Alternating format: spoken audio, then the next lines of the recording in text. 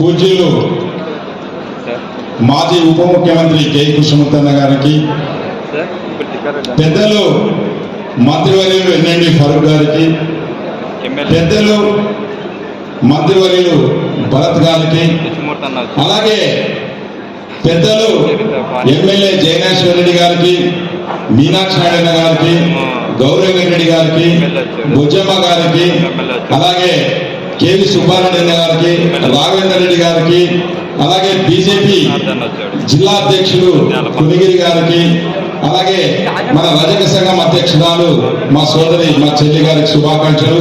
అలాగే మాతో పాటు ఈ వేదిక అయినటువంటి పాణ్యం ఎమ్మెల్యే గౌరవ చరితమ్మ గారికి, పత్తికొండ ఎమ్మెల్యే కె శ్యాంబాబు గారికి, సుజాతమ్మక్క గారికి, అలాగే ఇక్కడ వేదిక అయినటువంటి చాలా మంది పెద్దలందరికీ కూడా, తెలుగుదేశం నాయకులు కార్యకర్తలు, కింద ఉన్న కార్యకర్తలందరూ కూడా నా హృదయపూర్వక ధన్యవాదాలు. సన్మానం కానీ ప్రమాణ స్వీకారం కానీ కేవలం ఆయన పనికి గుర్తించి చంద్రబాబు నాయుడు గారు, లోకేష్ గారు ఆ బాధ్యత అనేది కూడా చైర్మన్ అనేది ఇచ్చారు.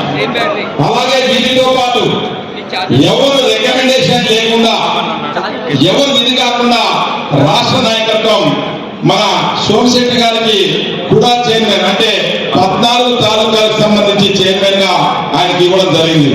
అలాగే ధర్మవరం సుబ్బారెడ్డి గారికి రాష్ట్ర విత్తనాభివృద్ధి సంస్థ డోన్ గారికి ఇవ్వడం జరిగింది. ముస్తాక్ అహ్మద్ రాష్ట్ర minority finance corporation chairman Nandyal వారికి ఇవ్వడం జరిగింది. కప్పట్రాల బుజ్జమ్మ గారికి రాష్ట్ర వాల్మీకి ఫెడరేషన్ అధ్యక్షురాలుగా ఇవ్వడం జరిగింది. అలాగే కురువ దేవేంద్రప్ప గారికి కురువ రాష్ట్ర వెల్ఫేర్ డెవలప్మెంట్ చైర్మన్ గా ఇవ్వడం జరిగింది. అలాగే శ్రీమతి సావిత్రమ్మ గారికి బీజేపీ ఆధుని వారికి రజక వెల్ఫేర్ రాష్ట్ర జరుగుతుంది. రాష్ట్ర బాధ్యతలో ఉన్నారు చాలా మంది, వాళ్ళు ఇన్వాల్వ్ చేసుకోలే. ఏం చేయాలి? పొద్దున్న చూస్తే 5 గంటల ఫోన్లు వస్తాయి. నాకు పదవి అని అంటారు. మెంబర్షిప్ ఇన్వాల్వ్ చేసుకొని వాళ్ళకు కొంతమంది ఇట్లా మన పార్టీలో ఉంటే ఏం చేయాలి చెప్పు? క్లస్టర్ ఉన్నాడు, ఎంతమంది చేపిస్తారు వివరాలు చెప్పు. ఈరోజు గ్రామాధ్యక్షుడు ఎంతమంది చేపిస్తున్నారు చెప్పు, మండల అధ్యక్షుడు చెప్పండి. ఒకటే ఎమ్మెల్యే లేదంటే ఇన్ఛార్జ్ వాళ్ళే ఏం చేస్తారు? మీరు చేసే అయ్యేది. అప్పుడు మీకు గుర్తింపు ఇచ్చినాం. రాష్ట్ర కార్యదర్శులు 160-170 మంది వచ్చినారు కర్నూలు జిల్లాలో.